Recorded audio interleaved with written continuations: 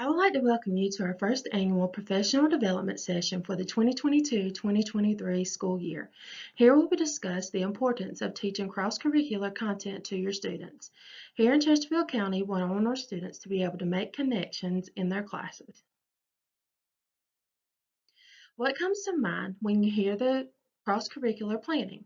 Now, I know you're already thinking, I have a lot on my plate just teaching the state standards for my own subject, but just think about the benefits that your students will receive by being able to use your subject matter in another class. For example, for the teachers in here that teach grades K through 3, I'm sure you've had your students draw a picture along with a book that you have read to them or introduced to them songs to be able to remember letter sound.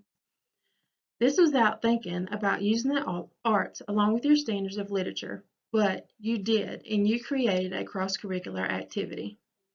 Using the arts while teaching in your subject areas can help students stay engaged to learn. It also helps them to remember facts as they enter another class of a different subject area. Integrating music into your lessons can engage cognitive functions such as planning, working memory, inhibitions, and flexibility. The importance, value, and benefits of cross-curricular planning for grades 4 through 8. Now for the teachers who teach students in grades 4 through 8. These students think they already know everything, right? Have you ever heard them singing their multiplication facts when completing a math assignment or singing the 50 states song to learn the states in alphabetical order? As mentioned in the previous slide, the students were able to use the arts to remember their task at hand. Using cross-curricular planning in different ways can also benefit students in these higher grades. For example, math and science can be combined to teach students during a science lab. They will need to know how to convert measurements to measure objects. During an ELA lesson, students can use their prior knowledge of Anne Frank from a history lesson to make inferences and connections to one of her diary readings. These are both implementing multiple subject matters into one. Students will be able to make connections between the two. For students to be able to make these connections, you teachers will have to make some connections as well. The world isn't neatly divided into different subjects, so why should the classroom education have to be?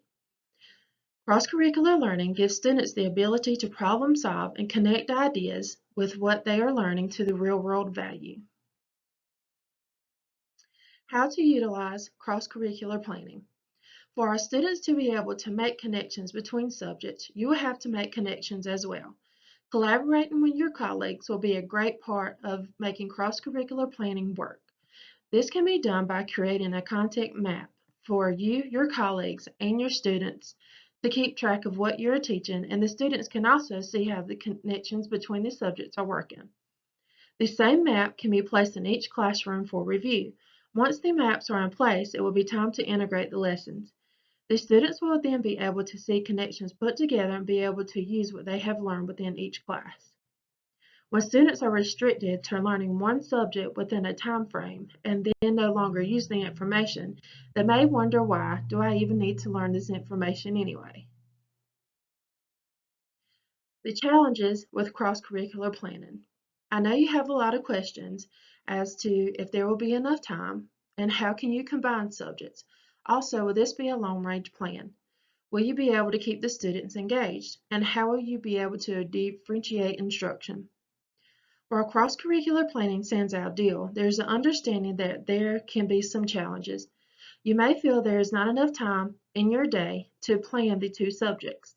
How will you master integrating the subjects, and will this be something you can carry out the whole year and be able to keep the students engaged? Also, how can you differentiate your lessons to meet your students' needs? The answer is collaboration with your colleagues and keeping your end assessment in mind. While you are planning, keep your end goal in mind. This will help you make plans to ensure your students are successful based on their needs. Literature and cross-curricular content. Reading is one of the most important skills that students need to achieve to be able to thrive in other subject areas. Students in grades K through 3 are taught strategies to learn to read, while students in grades 3 through 8 need to read to learn. Using literature to make cross-curricular content connections aligns with the reading content and the area standards. If students are in science, social studies, or math, they still need to be able to read and make connections to their prior literacy skills to comprehend what they are reading. Students in grades K through 3 are taught strategies to be able to use to be able to read independently. And when they are in higher grades, they can then use this knowledge to be able to read on their own. Using literature to make cross-curricular content connections. Using literature to make cross-curricular content connections can support differentiated instruction to help meet the needs of our diverse students. There will be a diversity of students in your classroom. They will be all of different races, cultures, backgrounds, experience, and of course, they will all learn in different ways. Selecting literature for your classroom libraries to fit your students' interest is always a great way for them to be able to make connections from their readings to their real-world experiences. It will also be important to plan activities along with the literature these students are using in your classrooms to meet the diverse needs.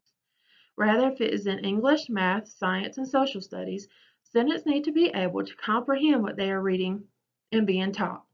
Some students may need visuals to be able to learn. Some may just need to hear the material. Some may need to read or to be able to read along. Some may need to be given notes or take notes, and some students may learn better through hands-on projects and manipulatives to learn.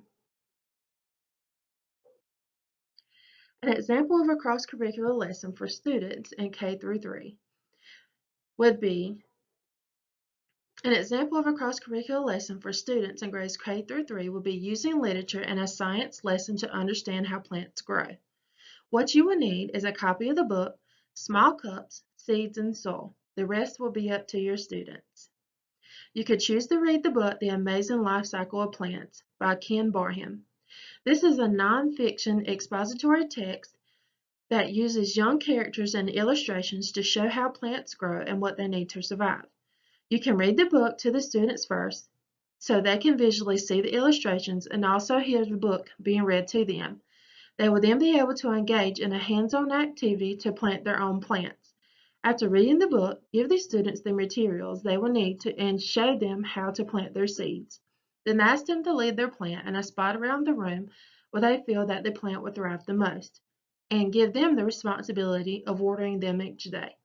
They will then see whose plants grow the fastest. Together with literature and science, a cross-curricular activity is complete. An example of cross-curricular lessons for students in grades 4 through 8. An example of a cross-curricular lesson for students in grades 4 through 8 will be using literature, history, and technology to conduct a project on the math position they choose. What you will need: a brief lesson about a mathematician and what they are famous for, a list of mathematicians for students to research, and a rubric for students to be able to follow. In an ELA classroom, students could be given the assignment of researching a famous mathematician and present a project to the class. The project can be done either in a book report or a poster board. The main purpose will be for students to use internet sources to find historical events about their mathematician and what they are famous for. This way, students are using history to review their person, read the research, and use their writing skills to present the project to the class. Students will also have the chance to see their mathematicians invented the strategies that they use today in their math classes. Together, this project will create a cross-curriculum lesson for students. I hope you have enjoyed our professional development video. If you have any questions, feel free to reach out to us and send us an email. Thank you.